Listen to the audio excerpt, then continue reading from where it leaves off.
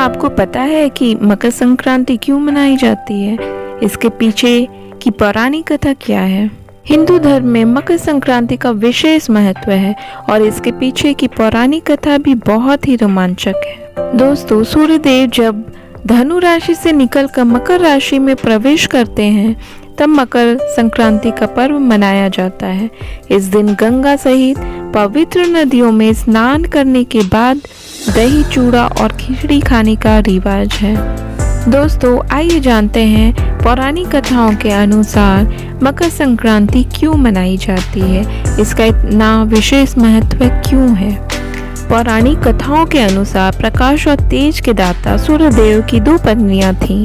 उनकी पहली पत्नी का नाम संज्ञा और दूसरी पत्नी का नाम छाया था। पहली पत्नी संज्ञा से 2 संतानें प्राप्त हुई, यम और यमी। वहीं दूसरी पत्नी छाया से उन्हें एक पुत्र प्राप्त हुआ जिन्हें शनिदेव के नाम से जाना जाता है। दोस्तों, आगे की कथा में माता छाया ने सूर्यदेव को श्राप दे दिया था। ऐसा क्यों किया माता छाया ने, आइए जानते हैं विस्तार से। जब शनिदेव का जन्म हुआ तब उनका रंग काला था। यह देखकर सूर्यदेव क्रोधित हो गए और उन्होंने शनिदेव को अपनाने से इनकार कर दिया। सूर्यदेव का कहना था कि उनका पुत्र काला नहीं हो सकता।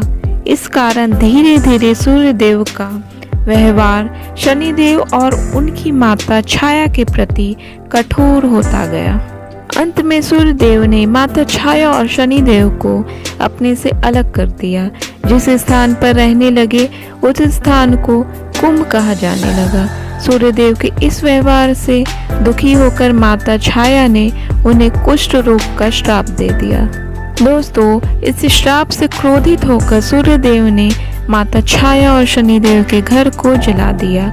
बाद में सूर्यदेव की पहली पत्नी संज्ञा से उत्पन्न पुत्र यम ने सूर्यदेव को श्राप से मुक्त कराया।